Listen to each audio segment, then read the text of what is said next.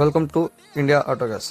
ಇದು ಹ್ಯುಂಡೈ ಯಾನ್ 2016 model compact hatchback petrol variant.